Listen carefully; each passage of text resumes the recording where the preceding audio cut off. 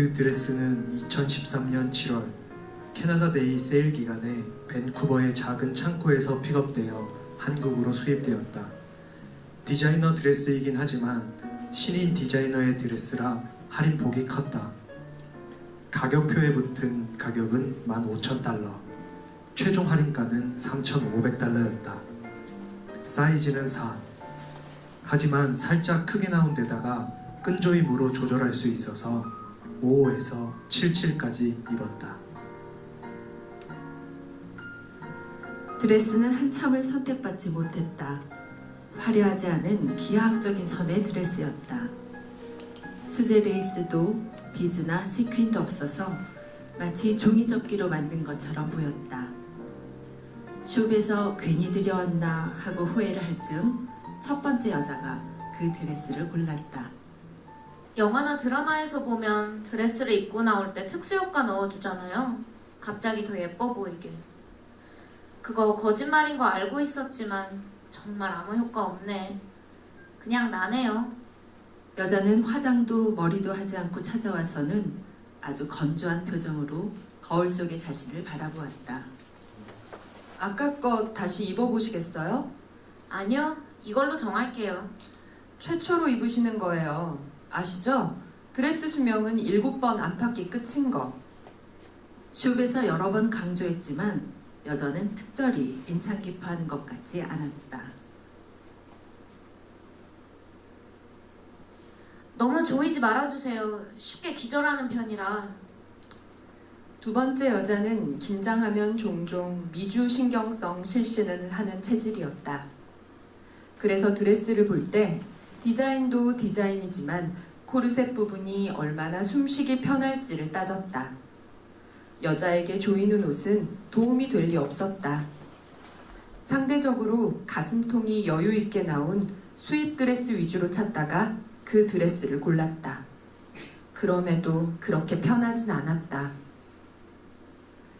몇 번의 위기가 있긴 했지만 기절하지 않고 무사히 식을 치렀다. 식이 끝난 뒤 드레스를 벗으며 들이찬 숨이 달콤했다. 이제 살겠다. 여자가 자기도 모르게 중얼거리자 도우미 분이 웃었다. 후에 드레스와 코르셋을 입은 여자들이 나오는 영화를 볼 때마다 숨은 쉬고 있는 건지 신경이 쓰여서 내용에 집중할 수가 없었다. 배우들은 저걸 얼마나 오래 입고 견뎌야 했을까? 정말 저 시대에 살았던 사람들은 대체 어떻게 살았을까? 자꾸 딴 생각을 했다. 한 명이 기절하는 장면이 나오자 여자는 그럼 그렇지 하고 납득해버렸다.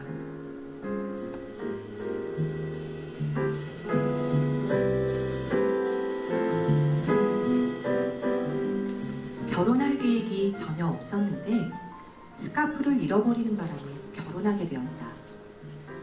똑같은 스카프를 다시 사려고 했지만 구매한 지 3년이 지난 후였으므로 백화점에서도 인터넷 쇼핑몰에서도 구할 수가 없었다. 같은 무늬의 다른 색상은 남아있었는데 그건 여자가 원하는 스카프가 아니었다. 해외 직구 시도는 실패했다. 여자는 결국 포기했고 옷장을 5번 열면 3번 한숨을 쉬었다.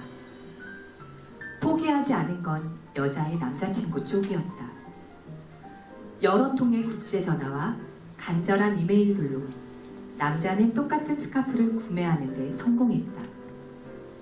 한 달 동안 온 유럽 사람들을 귀찮게 하며 남자는 자신이 여자를 얼마나 사랑하는지도 깨달았다. 그래서 북악 스카이웨이 팔각정에서 스카프와 두 사람이 데이트했던 거의 모든 장소에 혼자 다시 가서 사진을 찍고 편지를 써서 만든 앨범으로 프로포즈했다. 여자에겐 다른 계획이 많았다. 하고 싶은 일들이 많았고 해외 연수도 계획되어 있었다. 네가 원하는 대로 살게 해줄게. 그러기 위해 끝까지 노력할 거야. 그 말을 믿을 수밖에 없었다. 근데 왜 스카프가 2장이야? 혹시나 또 잃어버리면 속상할 테니까. 너무하잖아. 날 뭘로 보는 거야? 남자는 여자가 감동해서 울 줄 알았는데 전혀 울지 않아서 조금 섭섭했지만 넘어가기로 했다. 여자가 그 드레스를 고른 이유는 아무 장식이 없기 때문이었다. 여자는 하늘색 스카프를 거즈로 덮고 조심스럽게 다려 벨트 모양으로 접었다. 드레스와 스카프는 원래 세트였던 것처럼 어울렸다.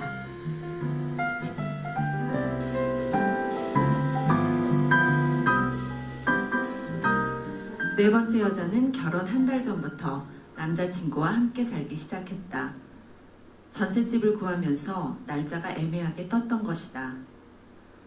휴가도 내지 못하고 2번의 이사와 결혼 준비를 하기란 쉽지 않았다.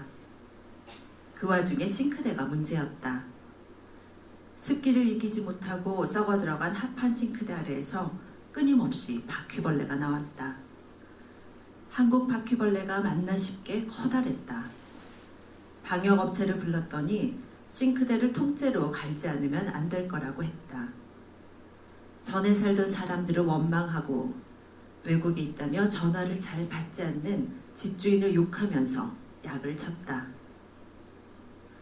그러거나 말거나 남자친구는 청첩장을 나눠준다는 핑계로 새벽까지 들어오지 않는 날이 더 많았다.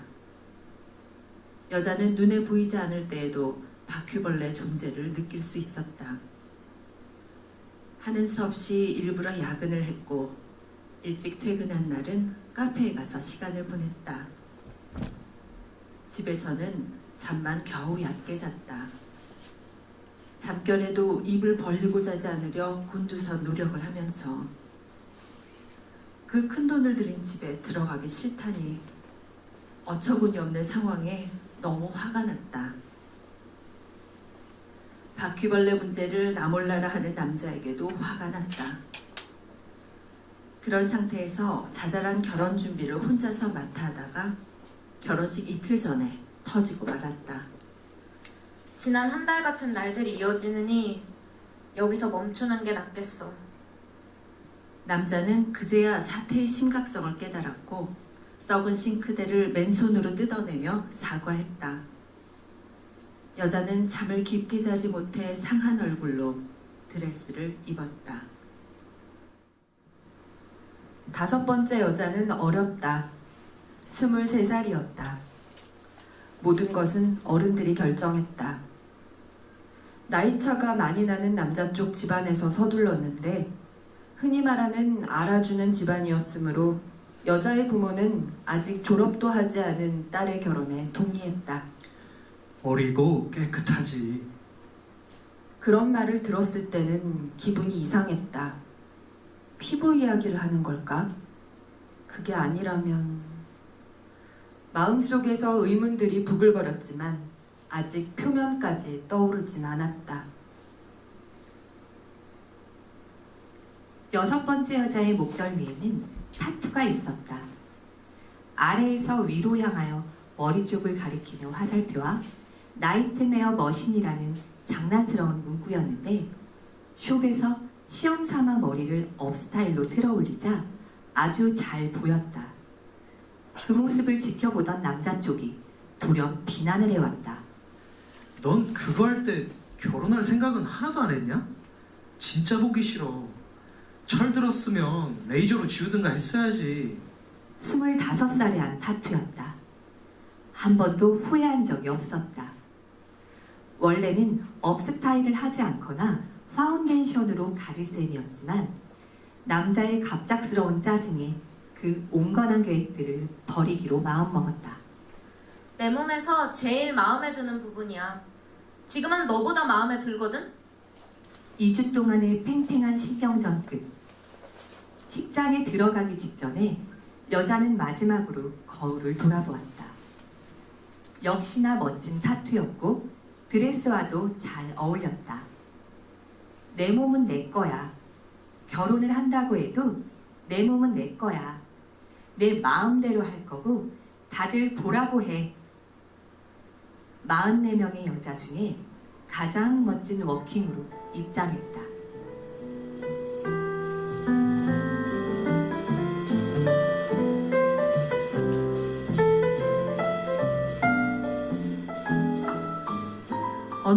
친구가 더 많이 오는지 내기를 했다. 신랑 쪽도 자신이 없지 않았는데 신부의 압승이었다. 사진을 2번에 나눠 찍어야 할 정도였다. 7번째 여자는 사람을 좋아했고 파티를 좋아했고 결혼식도 해본 중 가장 큰 파티라고 생각했다. 드레스는 그 파티에 잘 어울렸다. 부부는 20번가량 집들이를 했는데 집들이를 끝내고 나니 다음 이사가 다시 찾아왔을 정도였다. 8번째 여자는 칼럼니스트였다. 여자는 결혼해서 사는 삶에 어느 정도 익숙해졌을 때 혼잣말을 했다. 이제 환멸에 대해서는 웬만큼 쓸 수 있겠군.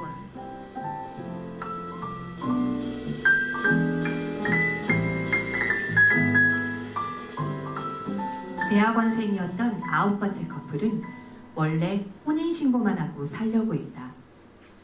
둘 다 시게 대한 현상이 전혀 없었고 실용적인 성격이었다. 그간의 적응으로 학교 앞에 투룸을 구해 깔끔하게 꾸몄다. 만족스러웠다. 그러나 그렇게 2년을 사는 동안 양가에서 폭격이 끊이지 않았다. 어떻게든 식은 꼭 해야 한다는 것이었다. 여자의 어머니가 울고 남자의 아버지가 소리를 질렀다. 두 사람은 지고 말았다. 두 사람이 상의해서 생략했던 그 모든 과정을 결국 다 해야만 했다. 자포자기 상태로 드레스를 골랐다. 여자는 고전문학 전공자였는데 고전문학 속 영웅들이 대다수 고아인 것에 대해 다시 생각해 보았다. 고아들만이 진정으로 용감해질 수 있다고 말이다. 11번째 여자는 최대한 많은 것을 누리고 싶었다. 웨딩 플래너의 제안들을 웬만해선 거절하지 않았다. 12번째 여자는 최대한 아무것도 하고 싶지 않았다. 심지어 결혼 반지조차 원하지 않았다. 평소에 가느다란 실반지도 할까 말까 했다. 돌출된 부분이 있는 반지는 세수할 때 얼굴을 긁고 니트의 올을 잡아챌 터였다. 내내 빼고 있다가 외출할 때 특별히 찾아 낄 것 같지도 않았다. 취향과 성향의 문제였다. 하지만 다이아는 꼭 했으면 좋겠구나. 시어머니로서는 며느리 될 12번째 여자가 도무지 이해가 되지 않았다. 살면서 다이아를 살 수 있는 기회는 다시 없을 텐데 말이다. 12번째 여자는 취향은 확고했지만 고집은 세지 않았으므로 적당히 타협하기로 했다. 열심히 조사해 종로에서 가장 저렴한 가게를 찾아냈다. 제일 작고 제일 등급이 낮은 다이아몬드면 돼요. 종로의 귀금속점 사장은 12번째 여자가 매우 가난한 신부일 거라고 오해해버렸다. 그리하여 여자가 반지를 찾으러 왔을 때 2단계 등급이 높은 다이아로 만든 반지를 자랑스럽게 내놓았다. 그렇게 등급이 낮은 다이아는 국내에서 도저히 찾을 수가 없었어요. 여자는 어떤 오해가 있었는지 금방 간파했고 반지를 찾으러 간 날 옷차림이 가난해 보여서 다행이라고 생각했다. 여자가 그 드레스를 고른 것도 반짝이지 않아서였다. 13번째 여자는 신부 대기실에 들어온 사촌 언니를 반겼다. 사촌 언니는 팔짱을 끼고 사진을 찍으며 속삭였다. 결혼 생활 안에서 너를 변호해 줄 사람은 없어. 너밖에 없어. 그게 안 되면 언니한테 전화해. 사촌 언니는 변호사였다. 13번째 여자는 의아했으나 이후 이어진 결혼 생활에서 언니의 말뜻을 이해했다. 13번째 여자 말고는 아무도 13번째 여자의 안위를 고려하지 않았다. 수없는 요구를 해올 뿐이었다. 스스로를 지킬 사람은 스스로밖에 없었다. 다행히 아직 사촌 언니의 도움이 필요하지는 않다.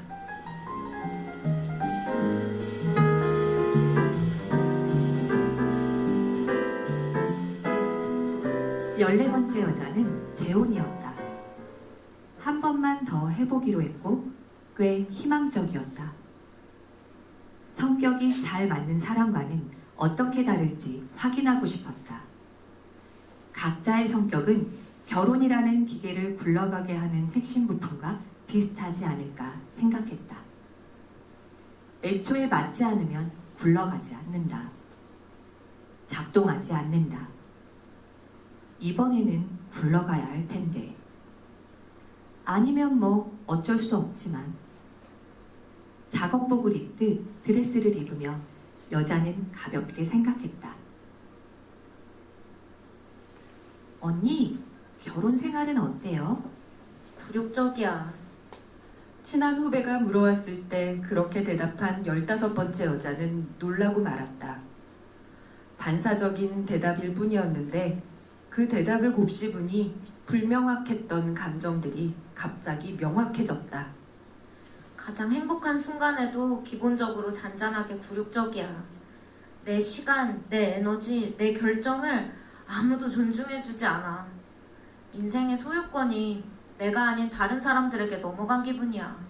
하지만 형부가 잘해주잖아요. 좋아 보였는데. 남편이 문제가 아니야.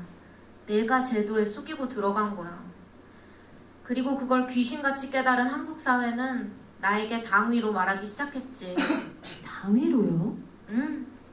갑자기 모두가 나에게 해야 한다로 끝나는 말들을 해.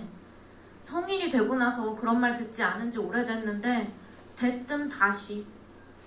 예를 들면요? 남편과 나는 같은 시험에 붙었잖아. 그런데 가족들이 내게만 살살 다닐 직장을 들어가야 한다고 말해. 왜 나는 살살 살아야 하지? 왜 그게 당연하지? 왜 나한테 그렇게 말해도 된다고 생각하지? 굴욕적이야. 거기까지 말하고 15번째 여자는 입 밖으로 말해서 더 분명해지는 것들을 잠시 가만히 헤아렸다. 16번째 여자는 그 드레스를 입고 알코올 중독자와 결혼했다. 남자가 계단에서 굴러떨어져 머리가 깨지고 치료를 받았다 재발하고 퍽치기를 2번 당해 한 번은 입원하고 2번째 치료가 실패하고 겨울에 길에서 자다가 입이 돌아가서 다시 입원했을 때 더 이상은 못하겠다고 생각했다. 사람이 아니라 병 탓인 것을 알면서도 더 이상은. 아마 다음에 소식을 들으면 부고겠지. 이혼 수속이 끝나고 여자가 말했다. 남자는 대답하지 않았다. 길에서 죽지 마. 결혼 생활은 지옥이었지만 그 말은 진심이었다.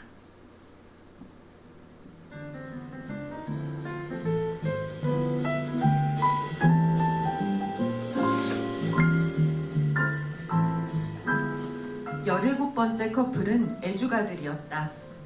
술값이 너무 많이 들어서 결혼했다.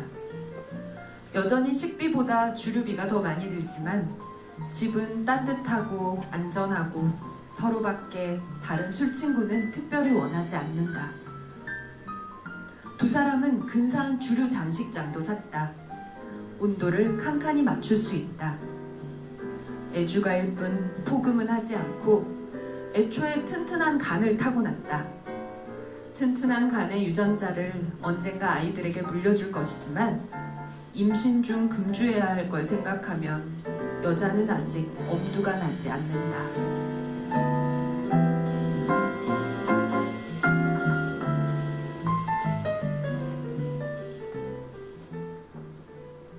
청첩장을 주는 날이었다.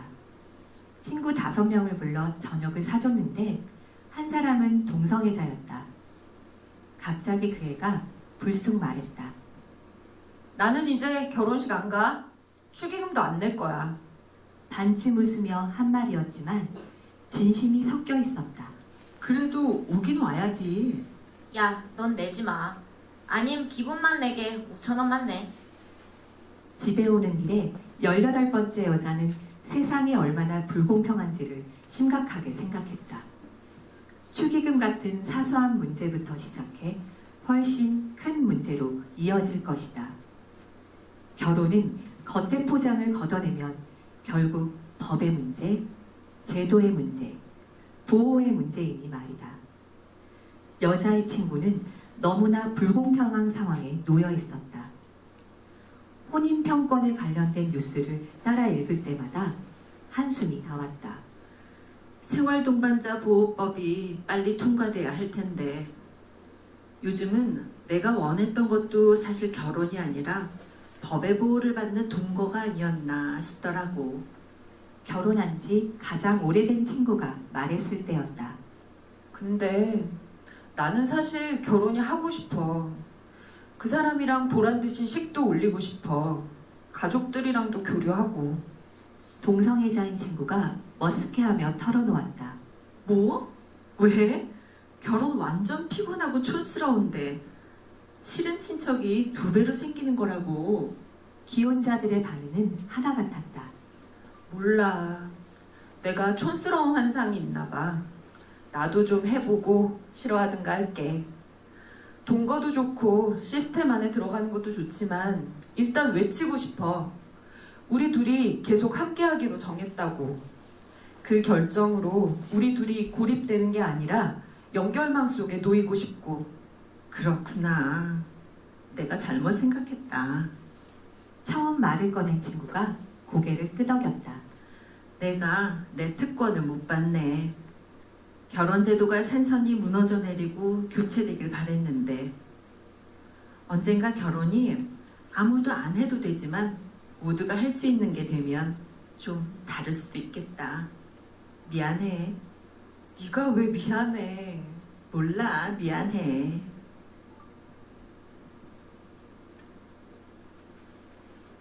프리랜서인 여자는 출근하는 남편 앞에서 문어춤을 추었다. 비켜 이 타코야끼야. 뭐라고? 어떻게 그렇게 한마디로 나를 토막칠 수 있어? 남편이 퇴근할 때는 어떤 춤을 출지 고민해볼 참이었다. 결혼한 지 3년이 되었을 때 20번째 여자는 자기도 모르게 생각했다. 내가 내 부모에게 속았나? 이것이 당연한 삶이라고 오랫동안 속아서 똑같은 삶의 궤도를 선택해버렸나? 결혼한 지 3년이 되었을 때 21번째 여자의 남편은 빈정거렸다. 그렇게 매사 우울해서 어떻게 사니? 차라리 약을 먹어라. 응? 여자는 대수롭지 않게 받아쳤다. 내 우울은 지성의 부산물이야. 너는 이해 못해.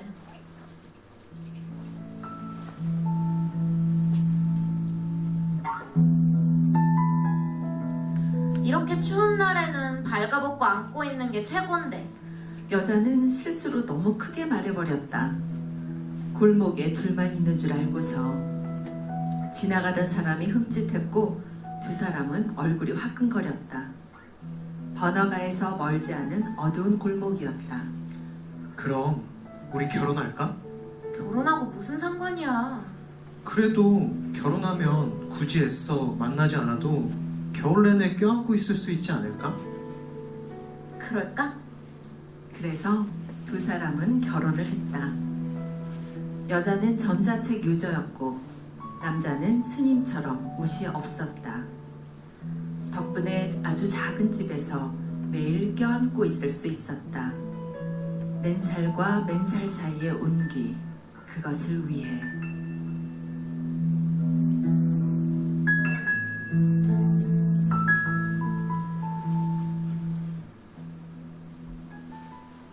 결혼의 여러 가지 속성에 대해 미리 알았던 편이지만 이토록 빚잔치가 될 줄은 상상하지 못했다.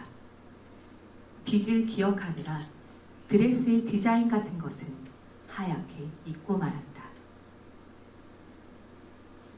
어머, 임신한 거야? 엠파이어 라인의 원피스를 입었을 뿐인데 거래처 사람이 물어왔다. 결혼하고 해를 넘기자 여자는 그런 질문들을 자주 받기 시작했다. 사람들이 얼마나 쉽게 선을 넘는지 새삼 놀라웠다. 당신은 나에게 그런 질문을 던질 만큼 가깝지 않아요. 하고 대답하고 싶은 걸 매번 참았다. 사실 아무도 가족도 그만큼 가깝지 않다고 여겨왔다. 여자는 타고난 개인주의자였다. 그런 여자에게 일가 친척들이 덕담이랍시고 명절마다 하는 말들이 징그럽게만 느껴졌다. 왜 다른 사람의 생식과 생식기에 대해 그렇게 편하게 이야기하는 것인지 기이할 정도였다. 더 좌절할 때는 젊은 세대의, 충분히 개인주의자가 될 기회가 있었던 세대의 사람이 비슷한 말들을 할 때였다. 오래간만에 만난 친구가 기성세대의 언어를 그대로 답습하여 여자의 프라이버시를 심각하게 침해하는 말들을 할 때 여자는 마음속 리스트에서 그이의 이름을 지웠다. 너는 이제 그만 만나야 하겠구나. 질린 채 생각했다. 친척도 친구도 아무도 만나고 싶지 않았다. 사람들이 이래서 이민을 가는 걸까? 눈을 뜨면 모르는 사람들로만 가득한 도시였으면 했다. 마트 앞에서 크게 싸웠다. 우와, 홈패션 배우고 싶어. 수강료도 안 비싸고 좋다. 여자가 마트 문화센터의 수업 속의 게시판을 보다가 말했을 때 남자가 쏘아붙였다. 요리부터 배워. 한 번은 그냥 넘어갔다. 쉽게 하는 이탈리아 요리. 이거 배울까? 좀 한식부터 배워 좀. 밑반찬부터. 두 번은 넘어갈 수 없었다. 둘 다 일하는데 식사 준비를 여자가 하는 건 여자의 자발적인 기여일 뿐이었다. 남자가 뭔가 크게 착각하고 있는 게 분명했다. 차분하게 반박해야 했지만 여자도 쌓였던 게 많았다. 다시 말해봐, 씨발 새끼야. 경론 끝에 남자는 마트 앞에서 울었다. 여자는 별로 미안하지 않았다.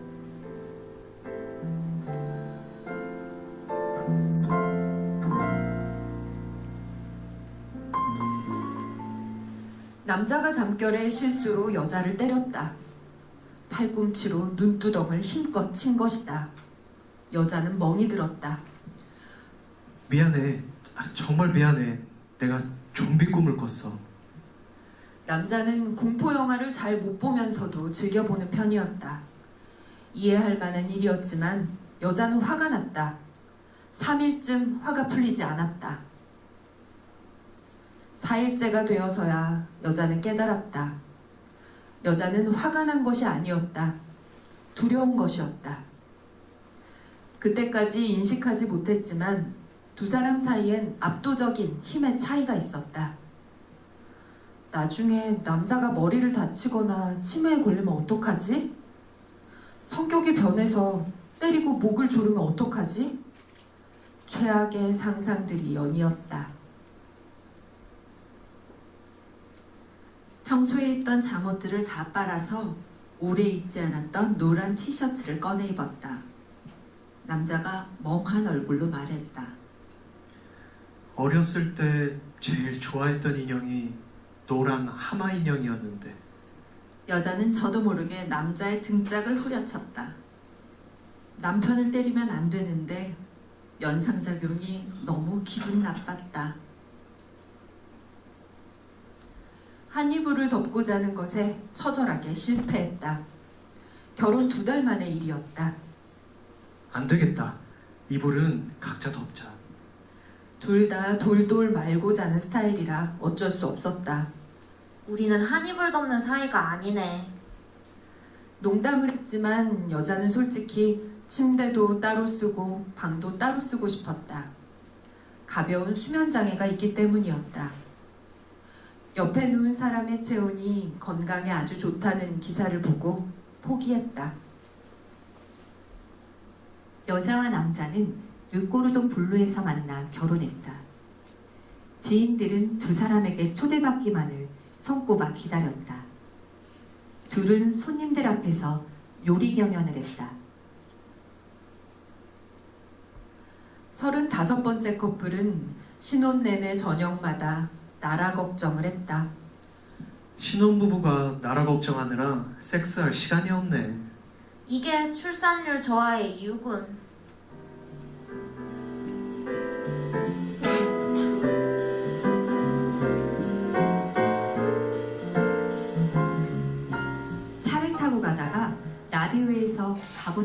변화에 대한 이야기가 나왔다. 운전을 하던 남자가 여자에게 물었다. 그래도 당신은 나랑 결혼해서 다행이지. 난 전혀 가부장이 아니잖아. 글쎄, 나처럼 가부장이 아닌 사람이 어딨다고.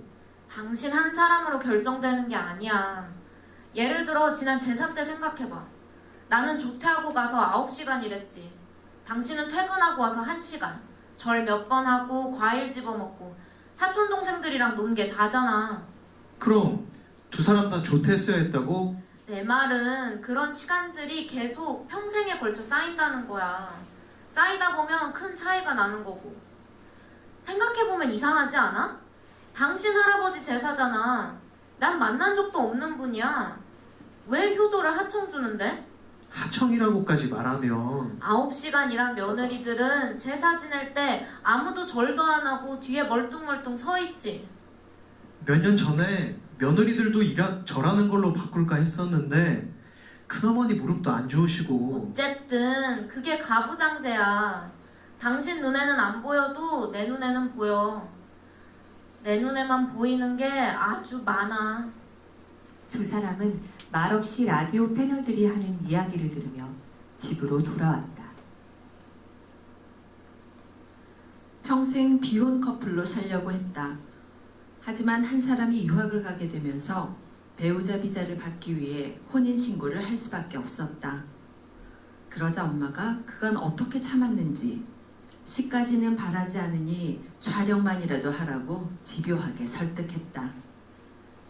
효도하는 셈치고 드레스를 빌려 대충 촬영을 했다. 엄마는 그 사진을 단체 채팅창에 뿌리는 모양이었다.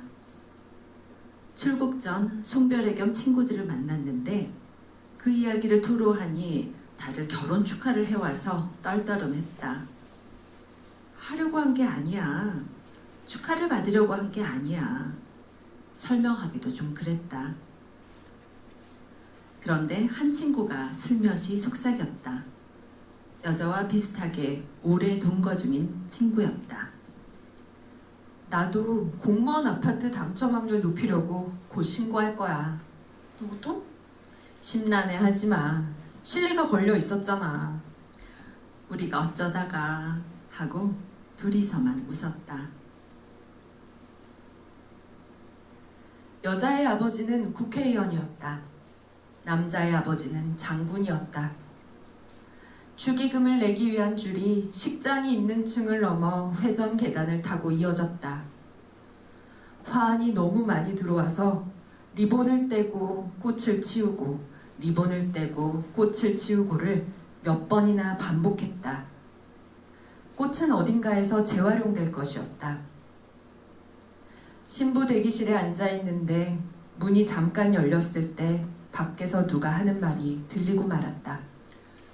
이런 결혼식은 처음 봐. 양쪽 집안 다 한 재산 챙기겠구만. 그런가? 그게 본질인가? 여자는 아득하게 생각했다. 화하는 정중하게 거절합니다. 라는 문구를 청첩장에 쓰려 했을 때 아버지가 지우게 한 게 새삼 다시 떠올랐다.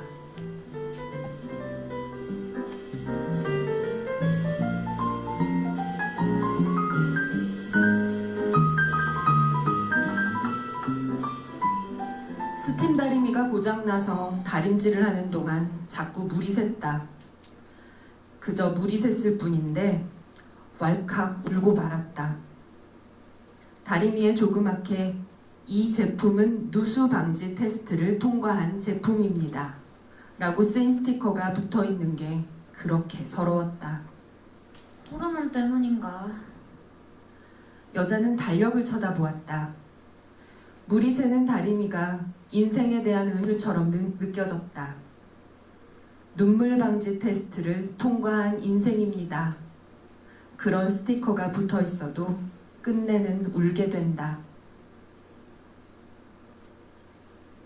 국제 결혼이었다.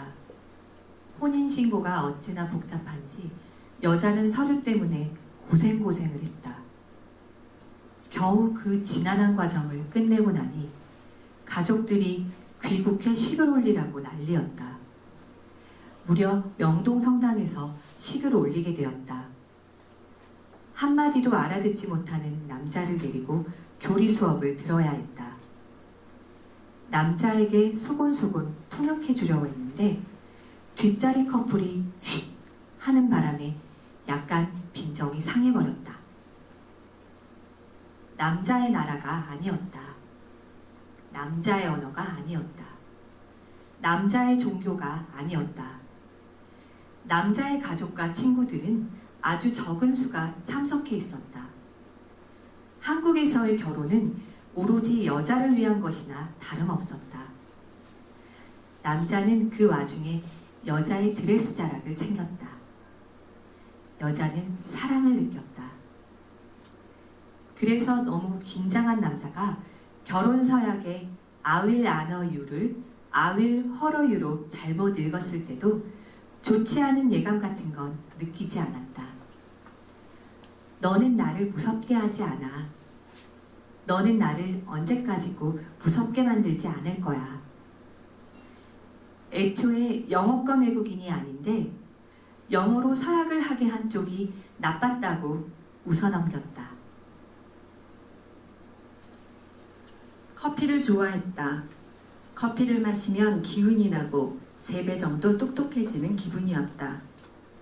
새벽같이 일어나 미용실에 갔다가 식장으로 이동하느라 결혼식 날 아침엔 커피를 한 잔도 마시지 못하고 말았다.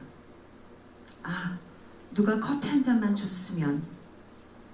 하지만 커피는 이뇨작용을 활발하게 만들 거고 드레스를 입었다 벗었다 하며 화장실에 가기는 귀찮았다. 여자는 꼭 참았다. 신부님께는 다가와 음료를 제공합니다. 지금 가져다 드릴까요? 예식장 직원이 들어와 단순한 메뉴판을 보여주며 물었다. 에스프레소요. 여자는 자기도 모르게 대답했다. 다과는 일괄로 마카롱과 에클레르가 나오는 모양이었다. 마침내 직원이 다시 쟁반을 들고 나타났을 때는 식이 시작하기 30분 전이었다. 손님들이 슬슬 얼굴을 비추기 시작했다. 여자는 그 작은 에스프레소 잔을 향해 구원을 향해 손을 뻗었다. 여자가 예상하지 못했던 것은 장갑이었다. 장갑이 지나치게 마찰이 없는 소재였다. 작은 에스프레소 잔이 뱅글, 손가락 사이에서 돌아 드레스의 왼편 엉덩이에서 허벅지까지 커피가 쏟아지고 말았다. 도우미분이 비명을 질렀다. 친구들까지 한꺼번에 달라붙어 물수건으로 처치하고 다행히 준비되어 있던 처리제를 바르고 허리 뒤에 달린 장식을 앞으로 옮겨 달았다. 그래도 티는 났지만 어쩔 수 없었다. 그놈의 커피. 포토그래퍼는 여자를 한 방향에서만 찍어야 했다.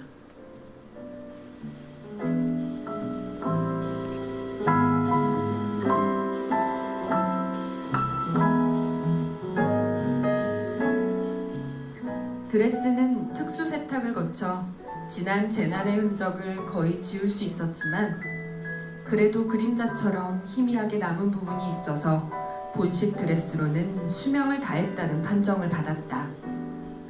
바로 폐기된 것은 아니고 드레스 카페로 헐값에 재판매되었다. 3만 원 안팎의 대여비를 내고 한복이나 이브닝 드레스, 웨딩 드레스를 입어볼 수 있는 카페는 등장한 지 꽤 되었다. 한동안 유행이 주춤하는 듯 싶더니 외국인 관광객들이 한복을 입고 근처의 고궁에서 사진을 찍는 게 코스로 정립되어 근래 이용객이 더 늘었다. 실내 스튜디오도 한층 화려해졌다. 조명을 활용한 가짜 창문, 시트지로 만든 대리석 기둥, 사시사철 꽃이 핀 매화나무, 골동품 경대, 스티로폼 기와를 얹은 한옥담. 대개는 한복을 고르기에 드레스는 한 구석에서 선택을 받지 못하고 숨이 죽은 채 걸려있기만 했다. 그 드레스를 고른 건 방학을 맞아 가장 친한 친구들과 함께 사진을 찍으러 온 고등학생이었다. 와, 이것 봐. 예뻐. 그거 입게? 우리 친척 언니 얼마 전에 결혼했는데 이거랑 비슷한 거 입었다. 그럼 다 같이 웨딩드레스 입을까? 드레스 카페 직원이 착용을 한 명 한 명 도와주었다. 드레스에 비해 몸피가 작아서 약간 헛돌았지만 끈없는 브라를 몇 개 받쳐 넣으니 가까스로 지탱이 되었다. 나 꼭 이런 드레스 입고 결혼할 거야. 우리 결혼할 나이까지 계속 이대로면 좋겠다. 부케는 다른 친구들 주지 말고 꼭 우리끼리 주기로 하는 거 어때? 나는 절대 결혼 안 할 건데? 절대 안 한다고? 절대 안 한다고? 그럼 네가 마지막으로 받고 끝내버리면 되잖아. 그러네. 간단하네. 좋은 생각이다. 네 사람은 깔깔 웃으며 수명이 닿은 웨딩 드레스들을 입고 탈의실을 나섰다.